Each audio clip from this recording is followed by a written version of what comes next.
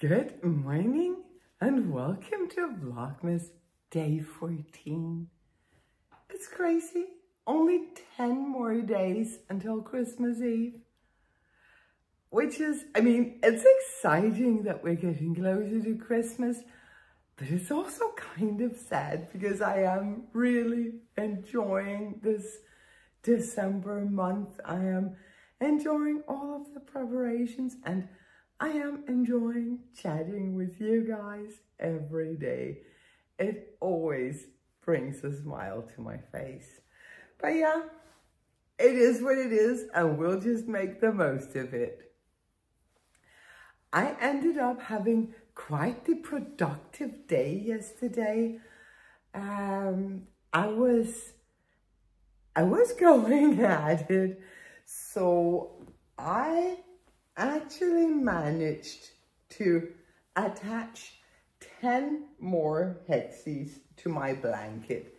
So now I'm folding it in half so that I can, and I am holding it all weird.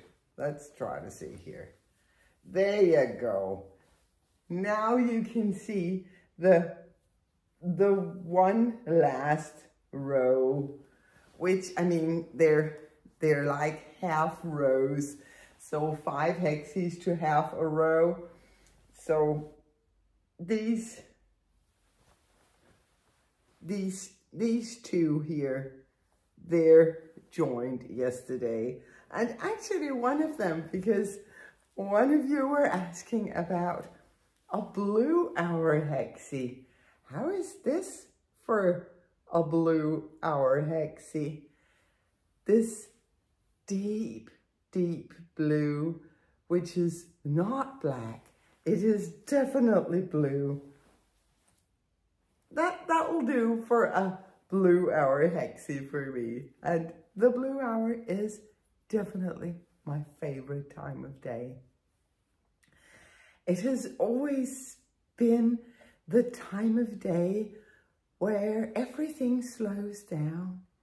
Everyone comes home and everything slows down.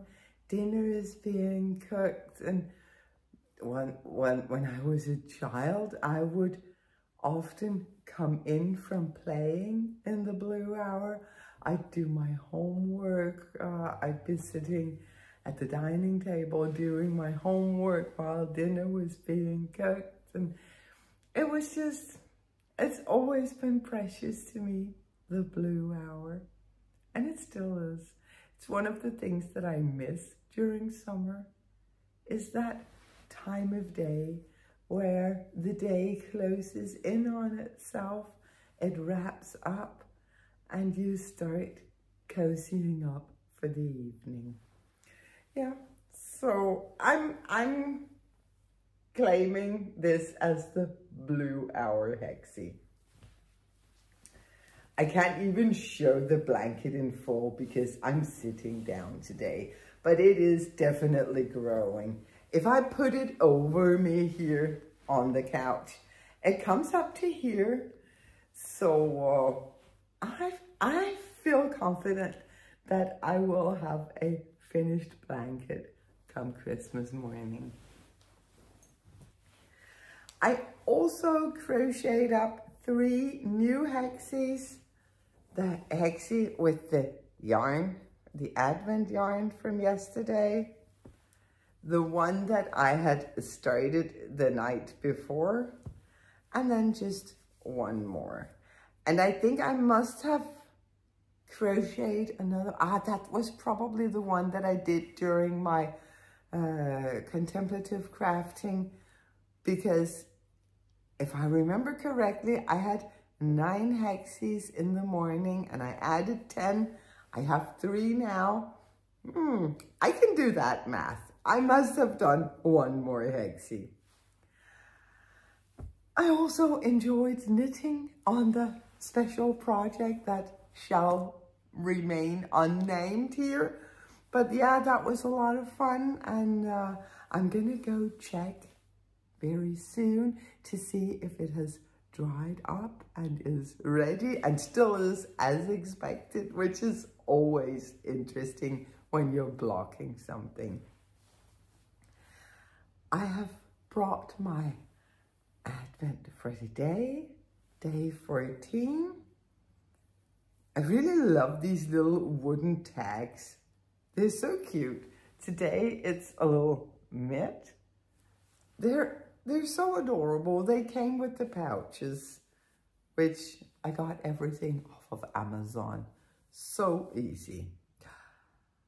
Oh, this yarn, I know what this is.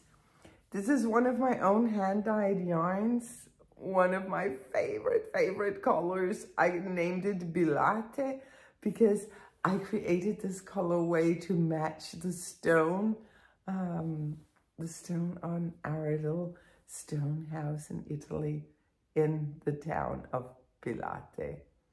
So it is gray, but it has some mossy greens and some rusty reds to it to match the stone. Oh, I am really happy to be putting this colorway into the blanket. Yay, that's gonna be fun. I don't think that I'm gonna do a ton of work on the crochet blanket today because there are two other things that are calling for my attention and I can feel the pull. The first obviously being, and I apologize, miss, I know you were resting against that, my blanket, my knit blanket, my baby plate from Aftenstrik. I haven't touched it for days, but I am so curious to see how the next stripy section will work out. I'm so undecided on these three colors of Puna.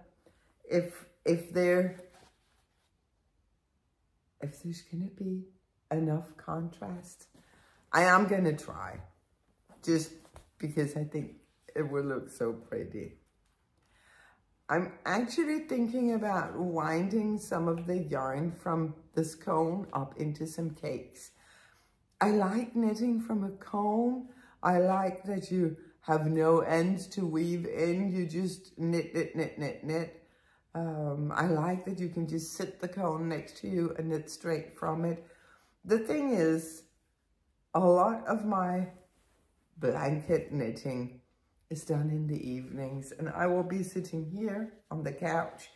And if I put it here, it's actually, I'm gonna be pulling like this. I will have to pull the yarn. It's not gonna feed itself. So I think maybe today I am gonna wind some cakes from the cone just to make life easier for myself. But yeah, I definitely want to work on this tonight. Tonight is going to be a very slow night. Yesterday we went out with some friends, out to dinner at a wonderful restaurant. And we had so much good food. And it was just, everything was beautiful and amazing and wonderful. And I really treasure that night.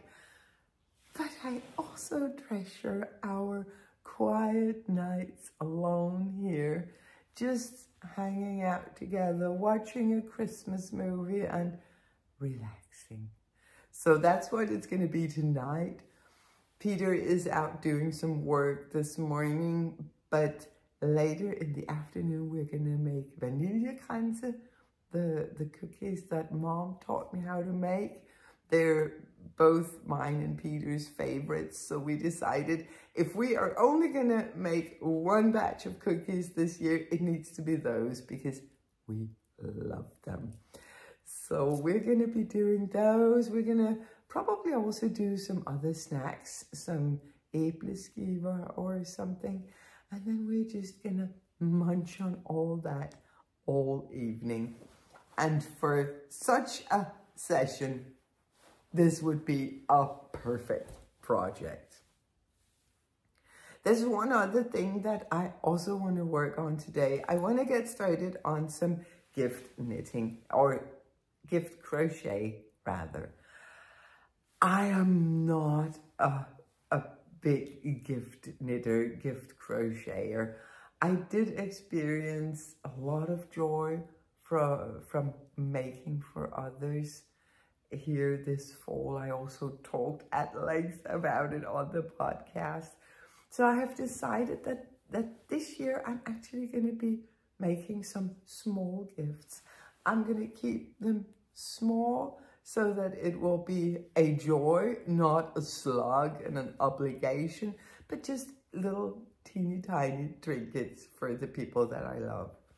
And for my brother, I am going to crochet a broccoli keychain because my brother is the healthiest person alive. We're like night and day. Seriously, we are. We love each other to the moon and back, but we are as different as two siblings can possibly be. So I am, of course, going to honor his healthy lifestyle. Plus, I'm going to give myself the opportunity to crochet this cute little broccoli. Isn't it adorable? As soon as I saw it, I was like, yay, I need to make this. It is a free pattern, free tutorial here on YouTube, and I am going to link it in the description box below. Other gifts that I'm going to be making will be some bookmarks for the people that I will be gifting books to. I am going to make a little hat for one of my nieces. I'm going to make some plushies for some of the grandchildren. But again, keeping it small, keeping it doable so that it will be a joy rather than an obligation. I have been getting some questions about the dogs of this household. We actually only have one dog. We have this couch potato, Miss. Yeah. Oh, she's our baby. We're old people. We put all of our love on our dog. And she is the perfect match for that. We've had Miss for 3 years. Before that, we had Feely, who is actually in a painting up there. We had Feely for many years. All of our dogs have been rescue dogs. And so was Miss. Feely, we rescued her from Greece. There is an organization here in Denmark who helps the street dogs of Greece. They have a lot of street dogs, and this organization helps them.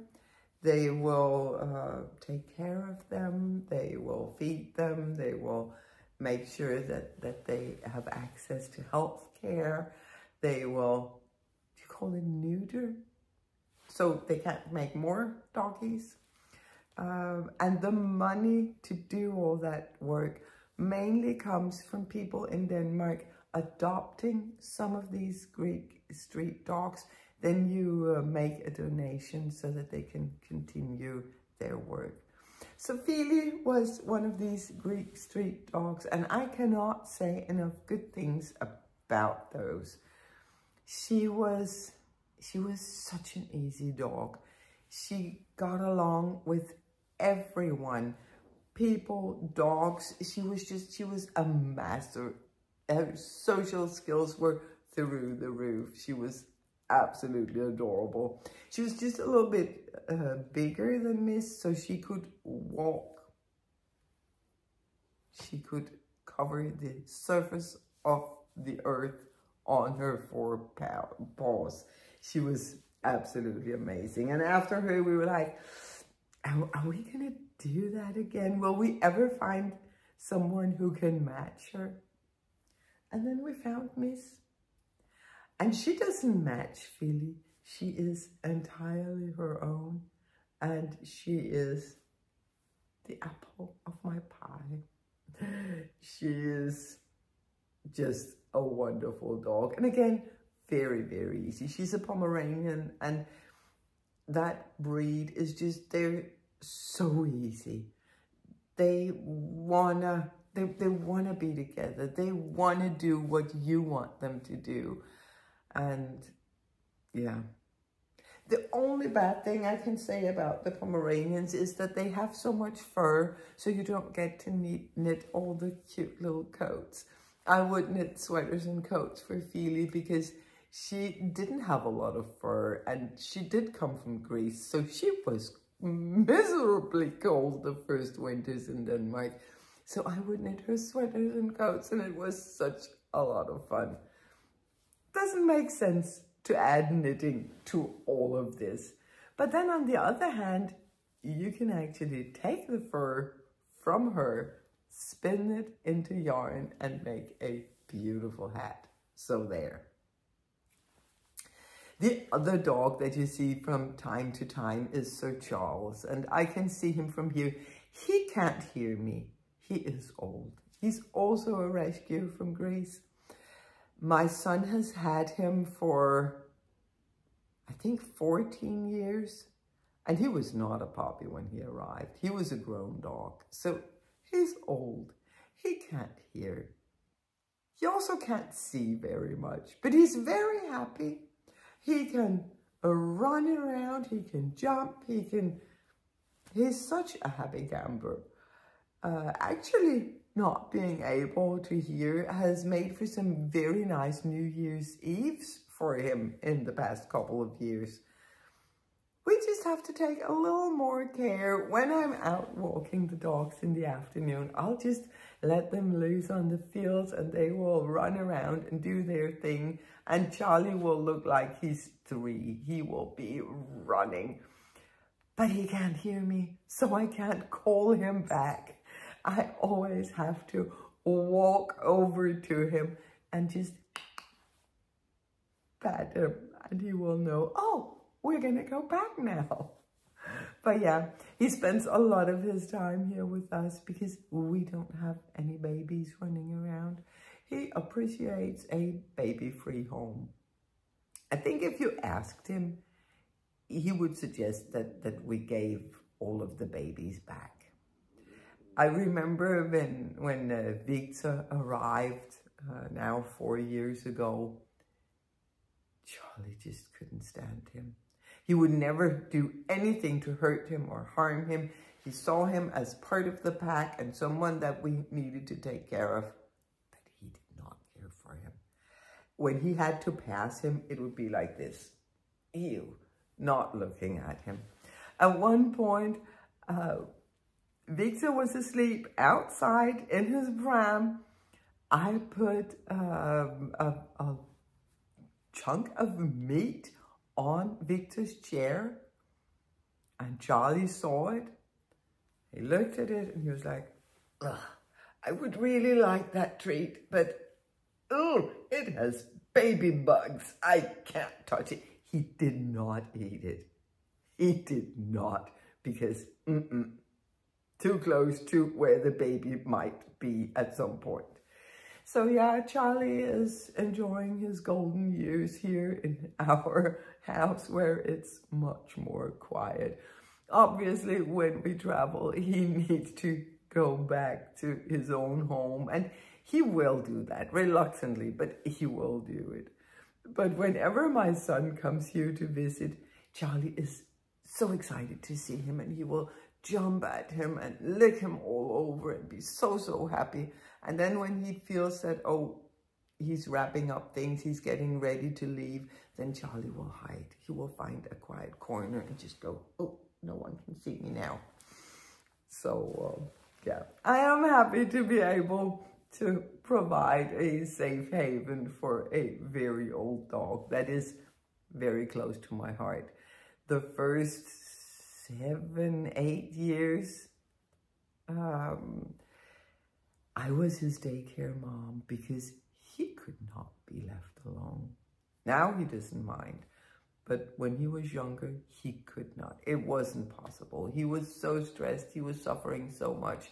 So every morning when Oliver was going to work, he would drop off Charlie here, and I'd be his daycare mom. So he is very close to my heart. And I hope he lives to be 33. That's the deal we made. But yeah, enough about the dogs. Today I am wearing a vest. I just wanted something easy, not too hot, since we're going to be running the oven all day. It is my cat number 3, I think. And it is just a very simple vest that you start top down, but you never really join in the round. You knit the front separately, the back, and then you can either put some buttons at the sides or you can put some ties. The pattern gives instructions for both. And I actually like the construction of this because you start by doing some ribbing, then you identify a center stitch on each shoulder and you work all of the increases around the center stitch. And you actually just continue doing that until you find that, oh, it's the width that I prefer. Then you do the stitches out here, you do those in ribbing, so there's no finishing after, and you just knit down. You do a little bit of increases here under the arm so that you're able to not join it, but button it or tie it up. It is so easy. It's a recipe that I have followed for years and years and years when I was making vests for myself and for the grandchildren. I would just use this method of doing a neckline, identifying a center shoulder stitch, and just working increases until my preferred width. So very, very easy, very versatile. I have a lot of these. I think I have 4 of these vests. And I'm actually thinking I got some luxurious Noro yarns for my birthday. My friend Ina gave them to me. And I've been like, what am I going to use those yarns for? Because they're so precious and so special. And I think maybe I'm going to do one of these vests. And maybe I'll add like a big chunky turtleneck. That would be kind of cool in that yarn. Another option for a Christmas Day cast on, because more options is definitely what I need. Or not. Have you guys decided on a Christmas Day cast on? Are you even doing that? Or doesn't it make sense for your lifestyle? Or are you just not into these special occasions cast-ons? I'm super curious to know. I'm always inspired by other people's knits. I get so many ideas from you guys, from other podcasters, from Instagram, Ravelry. There is no end to the inspiration. And if I did keep a to-knit list, it would be miles long. But right now, focusing on identifying a Christmas Day cast on, which could be a vest. That would actually also go very well with the fact that I do have some knitting in the days following Christmas Eve. You need to watch yesterday's episode if you haven't already. I'm not going to go into it more now. But yeah, I'm going to go check that yarn. Welcome to my crazy. I am trying to find some green yarn for the broccoli for my brother. And what I have found are these actually 5 different colors. Let's take a look here. Some light green, some dark green. And what I'm going to need is some light green for the stem and some darker green for the flower itself. So,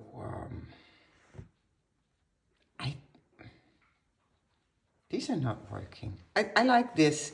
See, what I would like to do is have this as the stem and this as the broccoli itself. Is it called a flower? Or maybe even this and this. Or let's place it where, oh, Yeah, you know, maybe that's probably what I like the best. The thing is, I only have this much left of the green. It's the green that was in Victor's sweater that I made for him during the knit-a-thon. This is the last of it. Except, and that's why I invited you into my crazy. In this bowl, with all of the leftovers from the blanket, I know that there is more of this green. I distinctly remember putting it in, I can see here, it's not even that far in. So what I'm gonna do now is I'm gonna wind off all of this outer layer, then I'm gonna take this and then I will just cross my fingers that will give me enough to work the broccoli. Because it's crazy to do this if I can't even do the broccoli. We're not gonna think about that. I am gonna rewind. It's also nicer to have not too large bowls. I actually know that from experience. I just like the look of a giant magic bowl. But yeah, that's what I'll be doing. I think I'll pop on a few Vlogmases as I'm working. I always love watching Vlogmases. Around midnight, way up high, there's an angel in the sky. The glitter and the shine, she must be divine. What a night, what a sight. Ring the bells loud and clear. Have the reindeers reappear. Take my hand, you promised land. Here we go. I have wished upon a star. I've sent my wishes far to get you in every way. I had given. Are you cooking for us? You've been in the kitchen all day. Oh yeah, Christmas beer. Well, first we make the cookies, and then right now I'm making a flæskesteg. So this is a pork roast, where the important part is the top layer here, this crispy, salty skin. It's the best. So yeah. It's good looking for sure. It's good looking. Then I'm gonna make potato sauce and rødkål. Red cabbage, yeah. Red cabbage. And then another one of my mother-in-law's favorites. One of the best dishes she ever made is a soup, and you can come here and love. It's soup with potatoes, onions, and it's called Leeks. Leeks? Yeah. Leeks. Okay.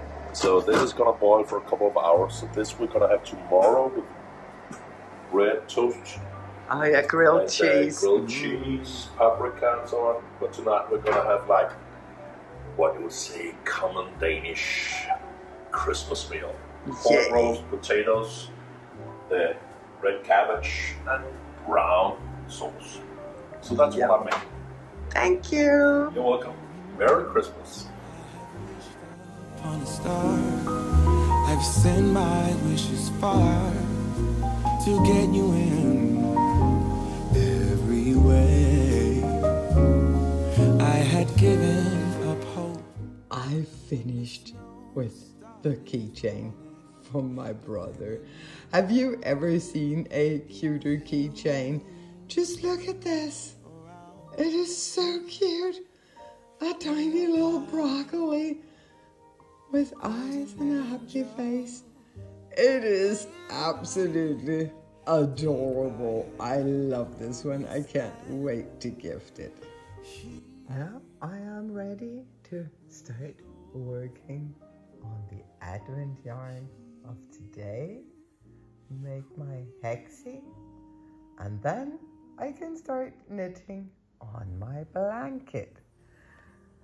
I did go ahead and cake up some of the yarn from the cones just because it's easier when I sit here on the couch and knit. And another thing that I managed to do today was count the stitches. There's been some questions about how many stitches did I cast on. I cast on 250, which was also kind of one of my guesses. I don't remember the reasoning behind it, but I'm actually going to try to see if I can work that out. And then a Christmas movie, a piping hot pot of tea, the little doggies, and just a quiet, lovely night. Not wasting any dreams this Christmas. I've made my wish upon that star.